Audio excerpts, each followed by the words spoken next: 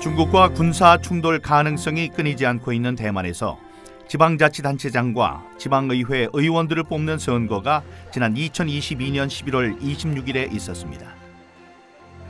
타이페이 곳곳에 마련된 투표소에는 이른 아침부터 투표를 하기 위해 많은 시민들이 모여들었습니다. 초등학교 교실을 투표소로 마련하고 일일이 유권자의 신원을 확인하는 모습은 우리와 다를 게 없어 보입니다. 하나의 중국을 주장하는 중국과 대만의 독립을 주장하는 입장들이 팽팽히 맞서고 있다는 점에서 이번 선거는 미래의 대만 정치를 판가름할 수 있는 중요한 잣대이기도 했습니다.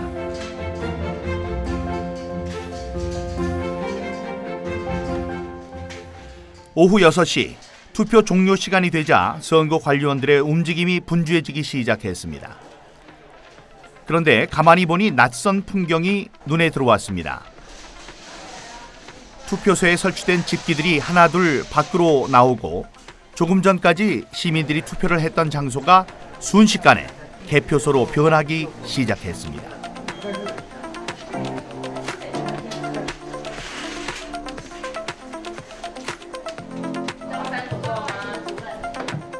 투표소가 개표소로 전환하는 데 걸린 시간은 10분 남짓. 놀랍게도 대만의 투표소에서는 투표함들이 움직이지 않고 있었습니다.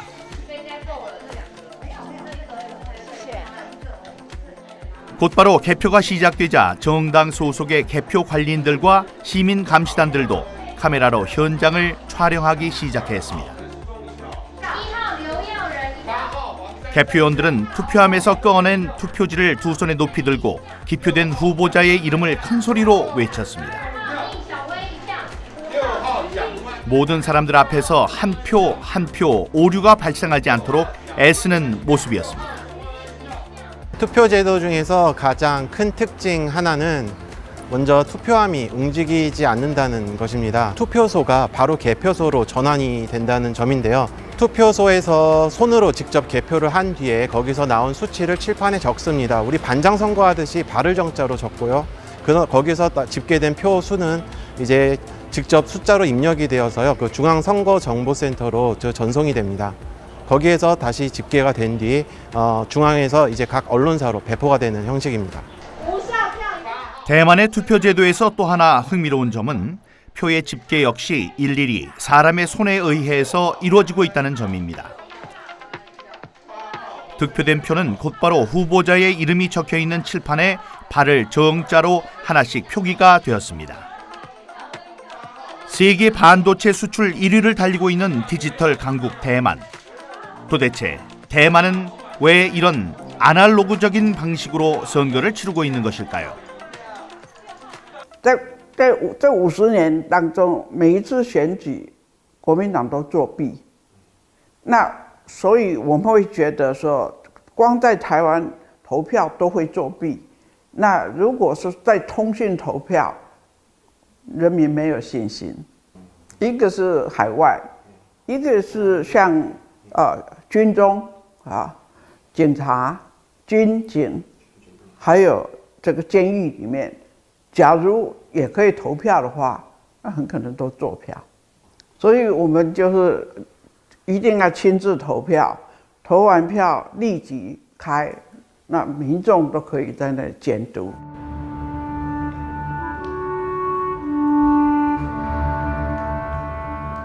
인천은 제가 결혼하기 전에 평생을 살았던 곳입니다. 그리고 처음으로 정치를 하기 위해서 이제 둥지를 튼 곳이기도 하고요. 인천에 대해서는 저는 큰 자부심을 갖고 있었어요. 제가 태어난 곳이기 때문에 초중고등학교 저의 그 청년기를 다 여기서 보낸 그런 곳입니다. 그래서 이제 애정이 있고 뭐 저의 태를 묻은 곳이죠. 저의 그 정치적 기반이기도 하고요. 4.15 총선은 국회의원 민경욱이 지역구 인천에서 4년 동안 임기를 마치고 재선에 도전하는 순간이었습니다. 뿐만 아니라 그날은 2019년 집권한 문재인 정권의 실정을 심판하는 날이기도 했습니다. 그런데 결과는 예상과 전혀 다르게 나타났습니다. 인천 연수 을에서는 민주당 정일영 후보가 당선됐습니다. 2020년 4월 15일 그날의 선거 결과가 제 모든 것을 바꿔놓았습니다. 제가 질 수 없는 선거에서 졌습니다.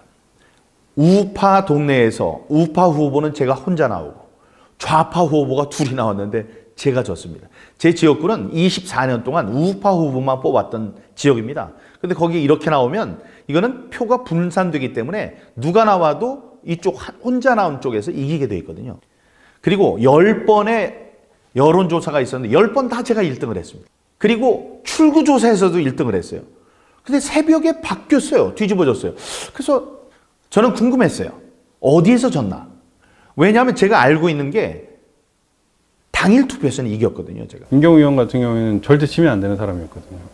질 수가 없는 사람이었는데 지더라고요. 그래서 참 신기하다 이런 생각이 들었고, 여러분, 당일 투표는 이만큼 있고요. 사전 투표는 요만큼 있습니다. 근데 당일 투표 이만큼 있는 것에서 제가 3,000표를 이겼어요. 사전 투표 요만큼 있는 거에서는 1,500표쯤 이겨야 돼요. 반이라고 한다면. 근데 어떻게 되냐면 이만큼 있는 당일 투표에서 3,000표를 이기고 요만큼 있는 사전 투표에서 6,000표를 졌습니다. 이건 이상하거든요. 저희는 뭐 이길 거라고 봤죠. 왜냐하면 문재인의 실정이 너무 컸으니까. 근데 결과적으로 졌어요. 각종 결과들이 이해할 수 없는 그런 상황이었던 거예요. 그래서 이거 좀 심각한데? 부정선거 아닐까라는 생각을 했는데, 내부적으로 그 게임 회사 다니는 분이 뭔가 멘트를 줬었어요.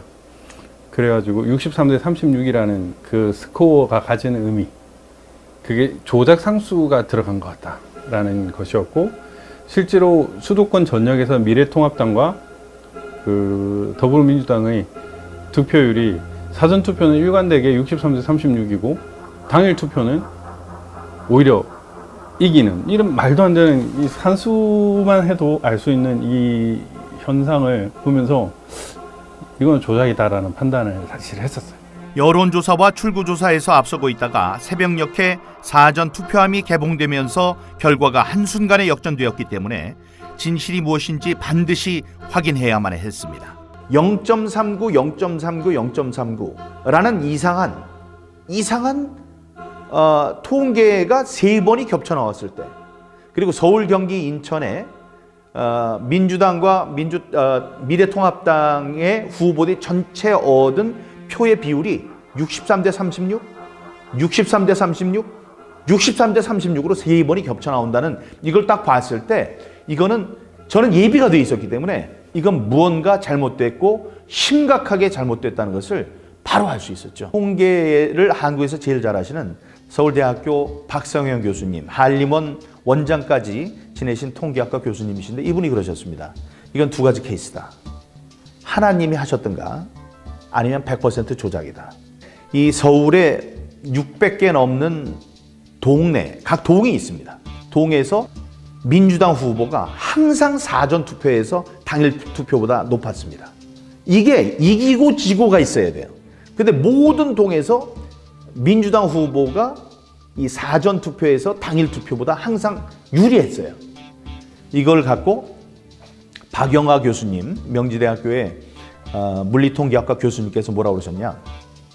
1000개의 동전을 하늘에 던졌을 때 똑같은 면으로 떨어질 확률과 똑같다고 그랬습니다. 그런 거는 150억 년, 이 온 세계가 창조됐을 때부터 지금까지 1초에 한 번씩 던져도 안 나오는 그런 확률입니다. 그렇기 때문에 이게 어떤 하나만 이상하다고 해도 우리가 좀 갸우뚱할 텐데 이상한 게 너무나 많은 거예요.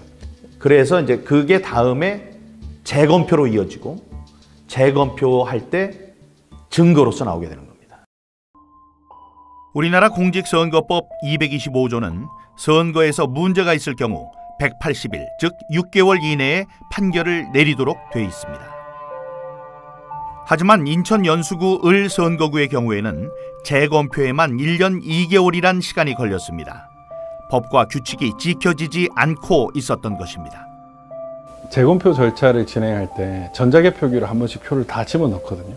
가짜 표들을 만들어 놓으니까 이 투표지들이 붙어 있는 것들이 많은데 얘들이 이거를 집어넣으면서 다 하나씩 떼버리는 거예요. 재검표장에서는 정상적인 투표지라고 볼 수 없는 이상한 투표지들이 곳곳에서 나타났습니다. 제가 처음에 그 투표지가 들은 박스를 딱 열으니까 깜짝 놀랐거든요. 왜냐하면 전부 다 투표지가 세 종이 그냥 인쇄에다가 갖다가 거기다 다 쌓아 놓은 거예요. 그 투표 박스에다가 그냥 우리가 말하자면 A4 용지 세 박스 뭐 큰 박스에다 집어넣으면 그런 상태. 그리고 한 박스씩 열어가지고 대법관들이 이제 거기서 그 숫자 세기 위해서 이렇게 하는데 저는 계속 그 뭐 숫자라든 이런 건 하나도 머리에 안 들어오고 그냥 전부 다 이거 전부 새 건데 이거 이상하다. 실제 투표한 게 아닌 것 같아요. 접은 게 없잖아, 접은 게. 롤도 아니고 인쇄한 것 같아. 네. 투표 용지가 아니에요, 용지가. 용지는 하얀색 롤 저기 1번만 그렇다는 거예요? 재검표 현장에 등장한 투표지들은 접힌 자국이 전혀 보이지 않는 마치 신권 다발처럼 빳빳하게 묶여있는 투표지들이었습니다. 모두 사람의 손을 전혀 타지 않은 것처럼 보였습니다. 문제 제기해야 되는데요. 왜냐하면 접힌 자국이 없어. 통상적으로 종이란 건 이렇게 한번 접히면 형상 복원이 안 되잖아요. 이게 신기한 건 선관위는 이제 그런 부분에 대해서 형상 복원 기능을 가진 특수 재질을 사용한 투표지라고 그거를 선관위 그 유튜브에 팩트 체크라 명목으로 바로 올렸어요. 그 말이 안 되는 거잖아요. 근데 그 자리에서 아주 굉장히 거기서 소동이 일어났어요. 그래가지고 사진을 찍으려고 했더니 그걸 담당한 법관이 사진을 못 찍게 해요. 그리고 자기가 챙겨가지고 당장 가져가서 대법관한테 갖다 보고를 하고 이렇게 하면서 우리가 그래도 증거로 이제 남기기 위해 사진을 찍으려고 거기서 요청을 하니까 이미 봉인을 했기 때문에 사진을 찍을 수 없다고 이렇게 얘기를 하더라고요. 그런데 나중에 그런 것들이 다 봉인이 없었어요. 죄송합니다. 네, 보세요. 이거 지금 공유 안 되시나요?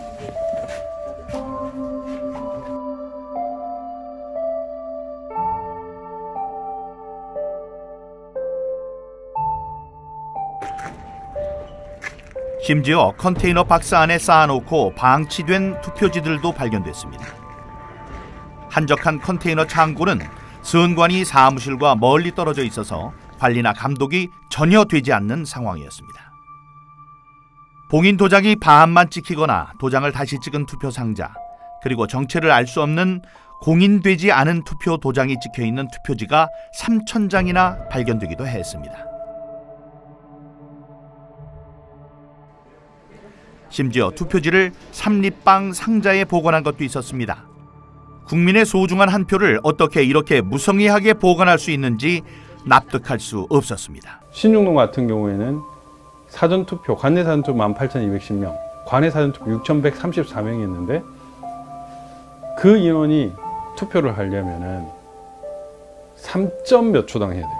그러니까 그 18,210명이 투표를 하면 4.7초당 한 명씩 해야 되는데, 한 표씩 해야 되는데 6,134명까지 다 합치면은 3점 몇 초당 해야 되는 거예요. 근데 상식적으로 비닐, 그 다음에 체열 측정, 그 다음에 알코올 이렇게 손 바르는 것까지 하면 시간이 많이 걸리고, 그 다음에 한 줄 서기였잖아요. 코로나 때문에. 그게 가능한가? 3점 몇 초당.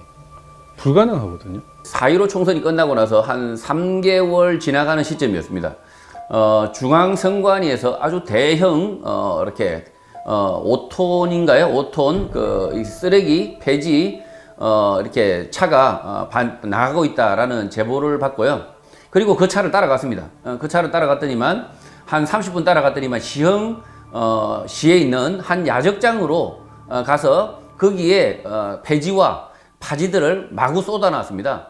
그리고 그 폐지들이 이렇게 쌓여있는 그 폐지들 속에서 중앙선관위가 이렇게 사용했던 많은 서류들이 파쇄지라고 하죠. 파쇄. 다 파쇄가 됐던 거죠. 그러니까 4.15 총선이 끝났는데 그 서류는 사실은 보관이 돼야 됩니다. 다. 서류가 다 보관이 돼야 되는데 그 서류의 상당 부분이 파쇄가 되어서 가루가 되어서 비닐에 담겨 있었고요. 그리고 일부 파쇄하지 않은 이렇게 서류들이 이 박스 안에 이렇게 나뒹굴고 있었고요. 봉투 안에 들어 있었습니다. 그 봉투 중에 하나가 부여청양 투표지였습니다. 비록 찢어져 있었지만 부여청양 사전투표지였습니다.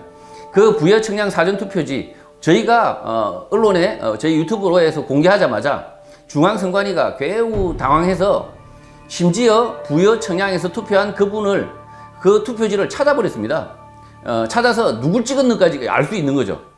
결국은 QR코드만으로 누가 찍었고 누가 몇 번을 찍었는지 알 수 있는, 그러니까 비밀 선고를 완벽하게 침해했다는 사실을 스스로 자백을 해버렸습니다. 중앙선관위가 4.15 총선 이후에 증거들을 은폐하고 있고 폐기 처분하고 있다. 스스로 부정선거라는 것을 인정하고 있다라는 사실을 증명하고 있습니다. 그러니까 증거 보존을 조직적으로 은폐하려는 것들이 보였죠. 너무 엉망이더라고요. 아, 오프라인 조작도 있었구나 라는 걸 느꼈습니다. 오프라인 조작이라는 건 뭘? 표 바꿔치기, 표 넣기. 근데 이게 되게 어려운 게 아니더라고요. 왜냐면 이제 분당을이나 선관위에서 투표지를 보관하는 이 과정이 너무 허술한 거예요. 심지어 그게 번호키로 돼 있는 거예요. 그 되게 허름하고 CCTV도 제대로 안 돼 있고 이러면은 누가 가서 열고 바꿔버려도 뭐 알 수가 없는 거예요. 분당을 같은 경우에는 가구 단지, 가구를 위한 뭐 그 일단 스테디움 같은 게 있었어요. 거기가 약간 허름해가지고 거기 투표지들이 보관되어 있었는데 그런 데서 그냥 바꿔치기 하면 모르겠더라고요. 그래서 선관위에 보관하는 것도 마찬가지로 이게 번호키만 알면은 누군가가 새벽에 들어와서 투표함을 바꾸거나 아니면은 그 백묶음 몇 개 안 되잖아요. 그거를 집어넣어 버리면 되는 거예요. 그 과정에서 이 봉인지 관리가 하나도 안 됐다는 사실을 알게 됐어요.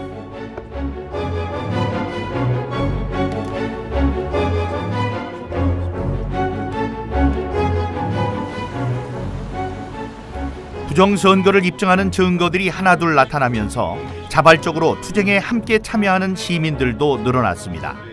그만큼 이번 사건은 평범한 시민들에게도 놀라운 일이었습니다. 이게 바로 이른바 배춧잎 투표용지입니다. 위에는 지역구 국회의원의 이름이 나오고 밑에는 이렇게 비례대표 국회의원의 투표용지가 초록색으로 한 장에가 인쇄가 되어 있습니다. 배춧잎 투표지가 공개되자 배춧잎을 몸에 두르고 시위에 참가한 시민도 있었습니다. 그렇게 4.15 총선의 문제점들이 하나둘 수면 위로 떠올랐습니다. 자발적으로 부정선거 증거들을 확보하기 위해 팔을 걷어붙이고 나선 시민단체들도 있었습니다. 이들 덕분에 배춧잎 투표지 같은 비정상적인 투표지들이 결코 인쇄될 수 없다는 것이 확인되기도 했습니다. 투표가 인쇄가 돼서 나오면 자동으로 잘라서 자동으로 배출하는 기능이 있습니다. 그러다 보니까 다시 중첩되거나 종이가 말릴 가능성이 없죠. 이미 잘려서 앞으로 배출을 해버리는데, 그래서 중앙선관위가 뭐 중첩되어서 다시 들어가서 말려서 이렇게 되었다. 배춧잎 투표지가 되었다. 새빨간 거짓말입니다. 이게 굉장히 중요한 일장기, 그야말로 일장기 투표용지입니다.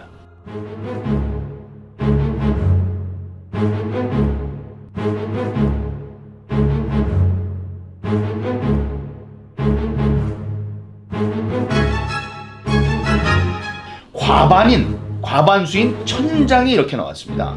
그러면 이 중에 누구는 반드시 봤어야 돼요, 이걸. 보고 항의도 했어야 되고.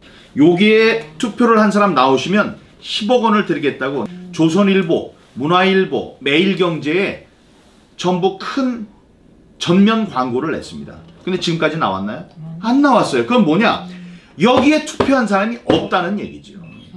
그러니까 그 사람들, 대법관들이 지금 얘기하는 거는 어떤 것 같냐면, 여기 시체가 있고 피를 흘리고 죽어 있고 그 앞에 피가 묻은 칼이 발견됐는데 칼에 지문이 묻어 있었어요.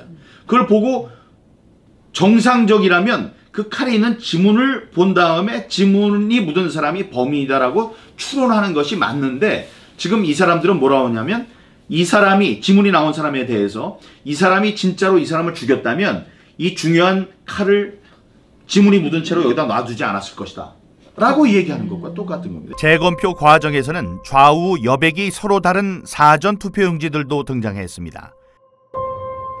사전 투표 때 사용된 프린터는 좌우 규격이 미리 일정하게 정해져 있기 때문에 규격에 맞게 인쇄가 돼서 출력되는 게 정상입니다. 선관위에서 만든 교육용 영상을 보더라도 좌우 규격이 서로 다른 투표지가 인쇄되는 것은 불가능한 것임을 확인할 수 있습니다. 여기 글루건 보이시죠? 네, 글루건으로 고정을 합니다. 예, 폭을. 투표용지가 다 100mm, 정확하게 100mm이기 때문에 그래서 이 폭을 아주 움직일 수 없도록 아예 고정을 이렇게. 이런 투표지들은 또 투표로 개표록에도 없어요. 뭐 가짜 투표지들이 나와가지고 이 사람들이 막 알게 됐죠. 실제로 재검표장에서 가짜 투표지 물증들이 나와버려 보니까 여기에 대해서 이제 문제 제기를 또 다시 하기 시작했고, 증거의 구조적 편제라는 표현을 쓰는데요, 법에서. 증거가 구조적으로 이 대형 기관에 다 편제되어 있다. 그 사람들한테 몰려 있다는 거죠. 원고는 증거다운 증거를 확보하기 굉장히 어렵게 원래 되어 있다는 거죠. 그 재검에서 많은 증거가 쏟아졌음에도 불구하고 그거를 확인하려고 하는 의지라든가 어떤 기회라든가 이런 거를 갖고 있지 않아요. 부정선거의 의미를 국민들이 좀 심각하게 생각해 줬으면 좋겠어요. 부정선거는 엄연히 우리나라 헌법 제1조 국민의 참정권을 짓밟은 그런 상태거든요. 따라서 이것은 국기문란, 국헌문란.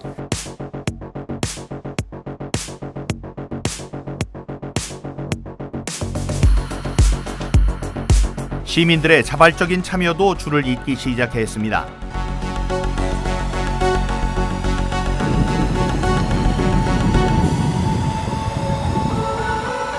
그러면서 조금씩 부정선거 진상규명에 대해서 관심을 갖고 응원하는 시민들도 늘어났습니다. 또 맨 처음에 2020년도에 부정선거 발생하고 그때 이후로 점차 의식이 많이 변한 거는 확실히 느껴져요. 지금은 많은 국민들이 많이 알고 적어도 그럴 수도 있겠구나 하고 의혹은 가지고 있는 것 같아요. 이 부정선거는 대한민국을 망치는 가장 악랄한 그 범죄라고 생각하기 때문에 작은 거짓말도 용납을 하면 안 되는데, 그러니까 이 거짓말 자체가 나라를 전복시킬 수 있는 거짓말이다라는 생각에 진짜 울분이 막 올라와가지고 가만히 못 있겠더라고요. 그렇게 시민들의 절망은 시간이 지나면서 점점 분노로 변해갔습니다.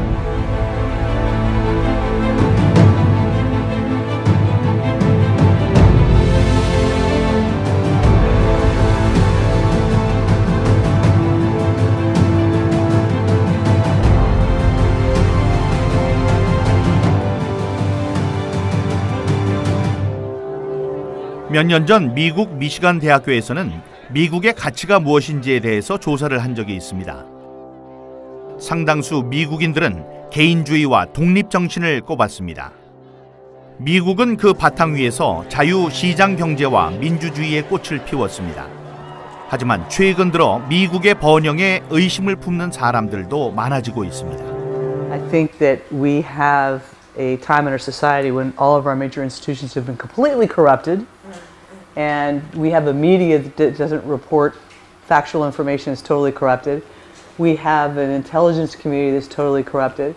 And we have an educational system that is teaching people to hate each other rather than uphold and hold dear the very principles from which our country was founded. And I think that we're in a very, very difficult time right now. 이런 상황 속에서 미국의 민주주의를 회복하기 위한 시도들도 일어나고 있습니다. 2023년 1월 워싱턴 DC에서 개최된 March for Life라는 행사에서는 인간의 기본적인 권리인 자유와 민주주의 그리고 생명을 살리는 이 일에 함께 시민들이 힘을 모을 것을 결의했습니다. Yeah, I think so. I think people are losing track of real history, and you know, what this country was founded upon was freedom and freedom for all. 2012년 11월 30일 미국의 수도 한복판에서는 검은 크리스마스라는 제목이 붙은 한 중국인 설치 예술가의 작품이 수많은 미국인들 앞에 공개됐습니다. Medal of Arts Award. Congratulations, Tsai.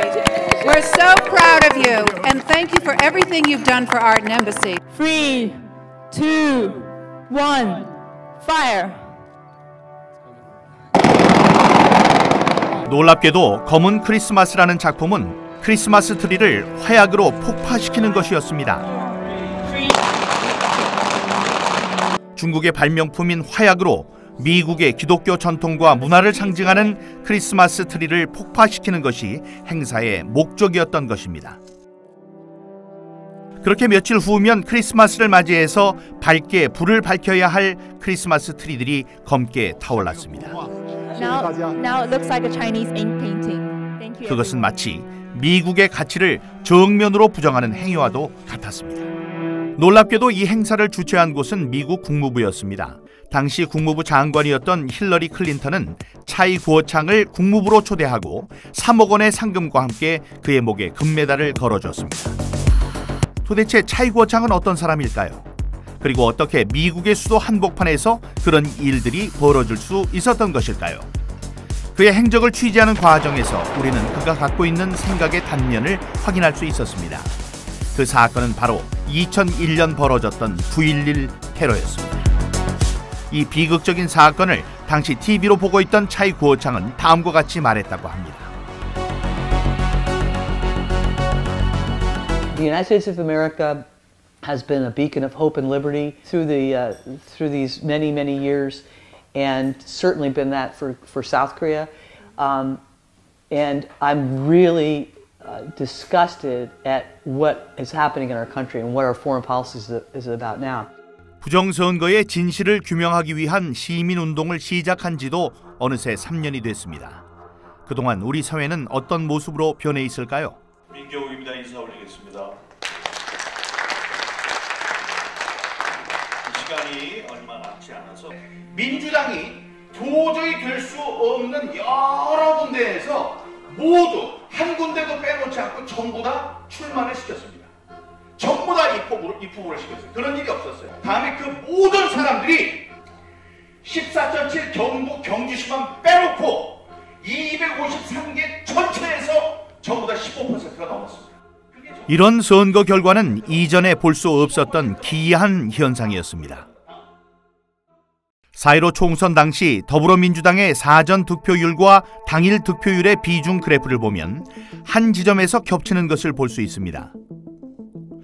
민주당이 당일 득표율 50%를 얻는 자리입니다. 50% 이상이면 거의 무조건 당선되는 지역들이기도 합니다. 2016년 20대 총선의 경우 사전투표와 당일투표가 여러 곳에서 겹치는 것을 볼 수 있는데 이런 게 정상적인 모습입니다. 그런데 4.15 총선 때 민주당 지지율이 낮은 지역에서 사전투표 때 거의 모든 사람들이 민주당을 찍었습니다. 누군가 의도적으로 조작하지 않는 이상 이런 결과는 나올 수가 없는 것입니다. 그냥 그 선거 치른 그 당일날 그 결과를 보면서 너무 솔직히 예상했던 선거 결과랑 너무 다른 결과가 펼쳐졌잖아요. 그날 밤 새벽에 충격을 먹고 도무지 이제 납득할 만한 결과가 아니라서 이거는 뭔가가 있다라고 생각을 해서 차분히 이제 들떠보기 시작을 한 거죠. 그래서 이제 그 선거 결과 데이터를 처음에는 한 개, 두 개 지역구들을 보다 보니까 좀 희한한 이제 패턴이 눈에 보일 것 같는데 그때 이제 마침 인터넷에서 이제 전체 지역구의 데이터를 보게 되면서 아 이거는 뭔가가 문제가 있다라는 거를 이제 그냥 직감적으로 느꼈고 좀 특이한 이제 규칙성이라든지 그런 것들이 눈에 보이기 시작을 했던 거죠. 2019년 한 음악 방송에서 발생한 투표 순위 조작 사건 역시 시청자들이 투표 결과에서 이상한 수치들이 반복적으로 등장하는 것을 보고 의심을 하면서 시작됐습니다. 1위부터 11위 사이에 무려 5번이나 29,978표가 반복적으로 나타났던 것입니다. 조작된 결과다, 어떤 뭐 인위적인 결과다라고 얘기를 한다면은 자연적인 숫자에서 발견할 수 없는 어떠한 규칙성들이 분명히 있을 거라고 저는 생각을 했거든요. 검찰 조사 결과 인위적인 설정값이 총 5가지 이상이 나왔어요. 만약에 이 4.15 선거도 누군가에 의해서 인위적으로 했다라면은 그 프로듀스 101처럼 그 소수점까지 떨어지는 어떠한 그 항등식이 있지 않을까. 로이 김 씨의 예상은 적중했습니다.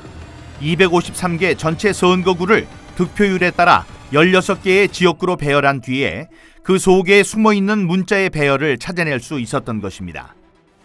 그가 찾아낸 문자는 Follow the Party, 바로 해커의 지문이었습니다. Follow the Party, 그것은 영원 근당주, 영원히 당과 함께 가자는 뜻의 중국 공산당 구호였습니다. 아스키 코드라고 숫자를 문자로 변환해 주는 거에 이렇게 맞춰 보았더니 FOLLOW 한 칸 떼고 THE 한 칸 떼고 PARTY Follow the Party라는 게 나왔다. 근데 Follow the Party가 뭔가 봤더니 영원 근당주, 영원히 당과 함께 달려라. 암호가 해커의 지문이 이 숫자 배열 속에 들어있다는 얘기였습니다. 이거는 정말로 충격적인 내용이었어요. 중공이라는 거대한 독재 국가가 임기도 길잖아요. 그 임기를 길고 뭐 통일 전술이나 이런 것들을 이용해서 각 나라를 어떻게 먹을지를 생각을 하고 있는 것 같다는 생각이 들고, 이 선거라는 거를 이용해서 얘들이 이제 침략을 하는구나. 과거에는 이제 총칼을 통해 가지고 사람들을 죽여 가지고 이제 얻었다면, 지금 부정선거라는 수단을 통해 가지고 그 나라를 먹는 일을 하는구나라는 걸 인지를 하게 됐고, 이건 사실 진짜 국가안보 직결되는 문제라고 생각이 돼요. 지금도 사이버 세계 속에서는 수많은 해커들이 우리의 생활 곳곳에 침투하고 있습니다.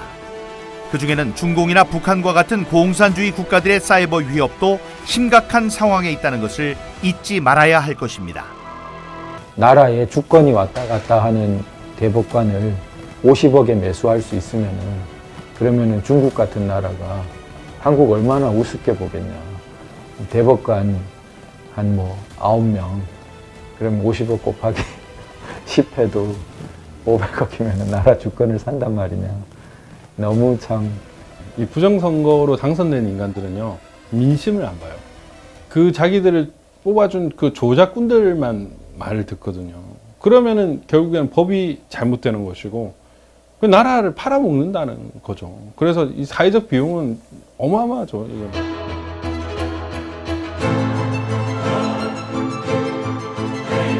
지난 2021년 독일에서는 우리의 국회의원 선거에 해당되는 연방의회 선거가 실시됐습니다. 이번 총선은 16년 동안 독일을 이끌어왔던 메르켈 총리 이후 새로운 독일의 지도자를 뽑는 선거라는 점에서 국제사회의 이목을 집중시켰습니다. 그런데 법률과 규칙의 엄격함으로 유명한 독일에서 초유의 사태가 벌어졌습니다. 선거 당일 제대로 투표를 하지 못한 유권자들이 속출한 것입니다. Many things went wrong. They didn't have enough of these election forms. They got delivered too late. Some of these places had to stay open 2 hours more, I think, until 8 o'clock in the evening. And some people didn't have a chance to vote because the line was too long. They've been waiting for hours, and then the local closed and they couldn't vote. So if not everybody has the chance to vote, then it's not a fair election. I think it was a little bit chaotic. There was a marathon going on in Berlin, which made it, harder to, I think, organize the elections. And also they have a lot of administrative problems, apparently. So yeah, they needed to do it again. 게다가 선거 당일인 9월 26일에는 베를린 국제 마라톤 대회가 열려 도심 곳곳에서 선거 진행에 혼선이 생기기도 했습니다. 심지어 투표지 운송이 제때 이루어지지 않아서 투표를 하지 못한 채 돌아간 사람들도 많았습니다. 말 그대로 독일 선거 역사상 초유의 사태가 벌어진 것입니다. 독일 정부와 정치권은 상황을 심각하게 받아들였습니다. 선거에 결함이 발생한 것에 대해서 독일 연방헌법재판소에서는 신속하게 베를린 시에 한해서 재선거를 실시하라는 판결을 내렸습니다. Die Häufigkeit und Schwere der Wahlfehler führt nach Auffassung des Verfassungsgerichtshofs zu der einzigen Möglichkeit, dass nämlich die Wahlen in ganz Berlin wiederholt werden müssen. 독일 연방헌법재판소의 베를린 재선거 결정은 3인당 출신의 기파이 베를린 시장에게는 정치적으로 큰 타격이었습니다. 그동안 베를린은 경기 불황, 실업자 문제, 그리고 난민 수용에 대한 시민들의 불만이 높아가던 상황이었습니다. 재선거 당일인 2월 12일 아침부터 베를린 시민들은 차분한 분위기 속에 투표장으로 향했습니다. 독일인들에게 이번 베를린 선거는 민주주의와 선거의 중요성을 다시금 일깨우는 소중한 시간이 되고 있었습니다. 재선거 결과는 보수 우파 정당 기민당의 압승으로 나타났습니다. 22년 만에 처음으로 좌파 정당에서 우파 정당으로 정권이 교체되는 결과를 가져왔습니다. People lose trust in some of the leaders. Then it's only fair that there's political change. 한편 독일에서는 2000년대 초부터 선거에 사용되었던 전자투표기에 대해서도 뜨거운 논쟁이 벌어졌습니다. 편리함과 신속함을 위해 사용된 전자투표기가 개표 오류나 선거 결과의 조작 여부를 판단할 수 없다는 것이 중요한 쟁점이었습니다. 그리고 그 결과 2009년 독일 연방헌법재판소는 선거에 사용되는 모든 전자투표기의 사용에 대해서도 위헌 판결을 내렸습니다.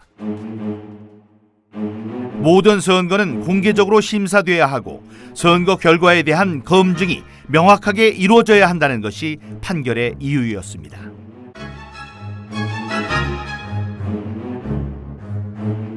선거 결과에 대해서는 이제 검증 가능할 수 있도록 하는 이제 그 장치들, 제도적인 법규적인 장치들이 없기 때문에 무효다라고 판단한 부분이거든요. 오프라인상의 이제 선거상의 문제점만을 생각해 왔었는데 이제는 이제 그 온라인상에는 더 쉽다라는 점을 인식해야 되겠고 중앙선거 관련해 이제 규칙을 보면 굉장히 이제 원칙적인 부분만 되어 있고 2009년 독일 헌재의 판단과 같이 선거 절차를 제어한다거나 선거 결과를 검증할 수 있는 장치들이 전혀 없습니다.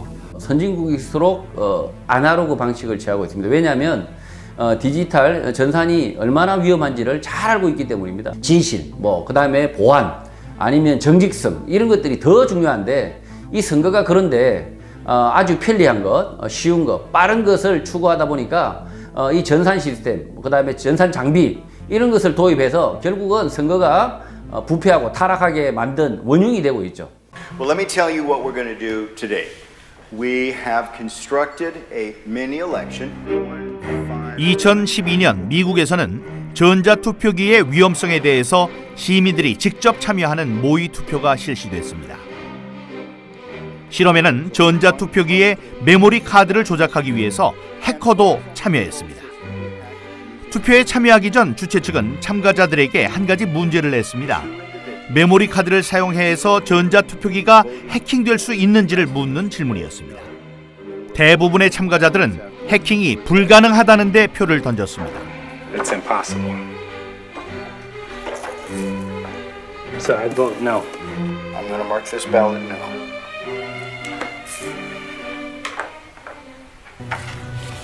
그 결과 모의 투표 참가자 8명 가운데 6명이 해킹이 불가능하다는 노에 투표를 했습니다.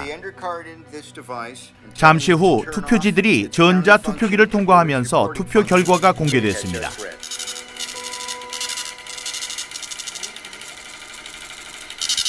놀랍게도 결과는 정반대로 나왔습니다.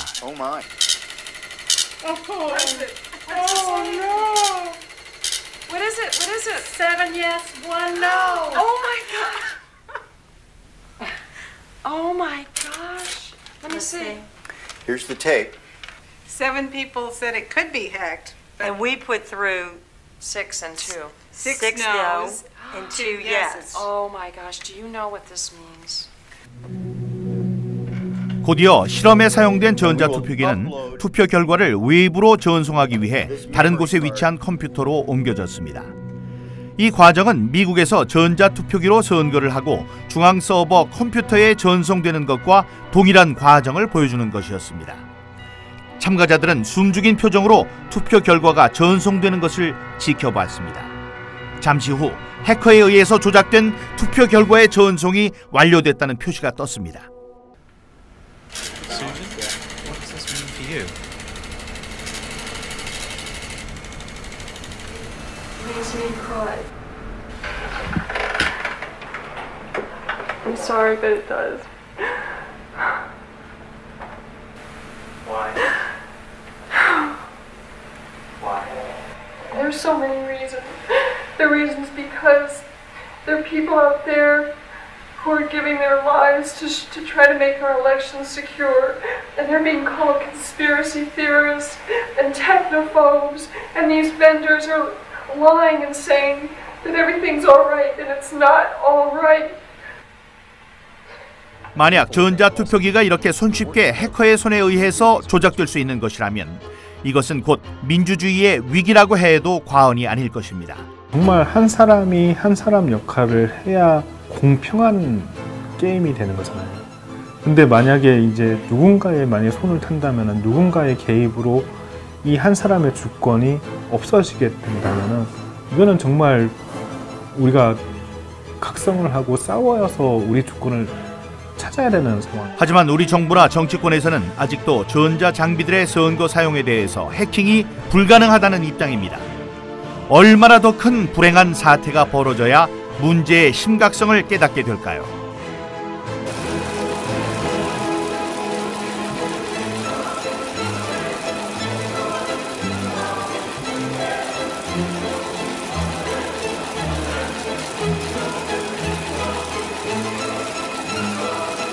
이러한 이제 전산장치의 적법성에 대해서 입증 책임은 원고에게 있는 것이 아니고 국가기관인 중앙선거관리위원회의 전산조직, 전자투표를 위한 전산조직의 그 적법성에 대한 입증 책임이 있다라는 주장을 했었던 부분이고요. 많은 사건들의 증거들이 있음에도 불구하고 이미 증거가 증거로 취급되는 사회가 아닌 게 돼 있어요. 어느 한쪽에서는.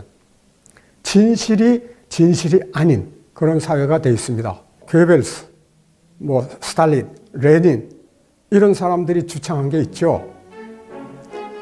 거짓말도 자꾸만 하면 진실이 된다.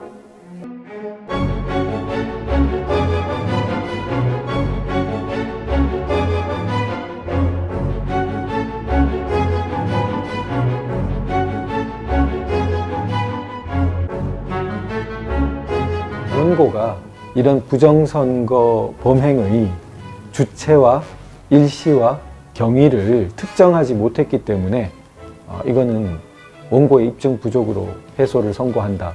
수사권도 없는 원고에게 어디서 주체랑 일시 방법을 다 특정해가지고 오라는 건지, 애초에 그렇게 틀을 딱 세워 놓으면은 패소시키겠다는 결론을 세워두고 있는 거랑 마찬가지죠. 그 대법원에서 이제 선거부여 소송의 이제 선거 결과를 떠나서 이미 이제 그 과정에서 많은 것이 확인이 됐다. 그래서 진실이라는 역사의 무대에서 우리는 대법원 선거 결과는 다른 이미 승자다라는 생각을 하고 있습니다.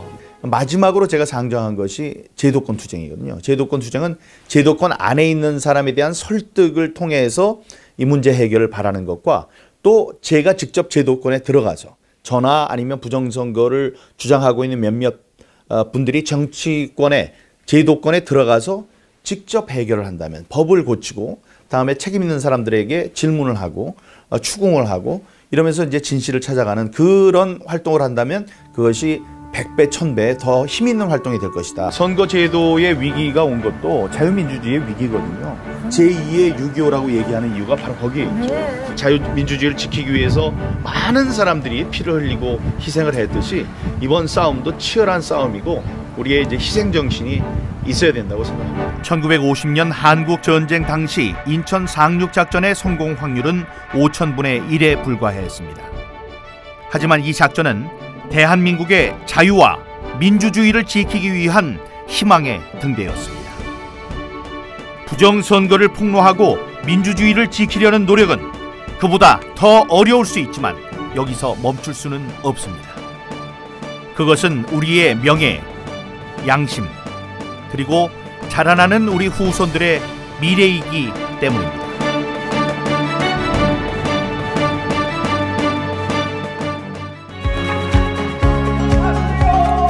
안녕하세요. Ladies and gentlemen, during the Korean War, General Douglas MacArthur saved South Korea with Operation Chromite or the Incheon landing. Operation Chromite's odds of success were 5,000 to 1 against. Our efforts to expose election fraud and to defend democracy might be more difficult, but we cannot stop now. The memorial for Operation Chromite is in the district I represent, Yeonsugu-ul, Incheon. I don't think this is a coincidence. The seeds of freedom planted by General MacArthur 70 years ago in Incheon grew in my father's heart and mind, and that made me fight for freedom. The son of a humble American soldier's houseboy now shouts, "Let's go together in this fight to preserve freedom and democracy." Thank you very much. Thank you.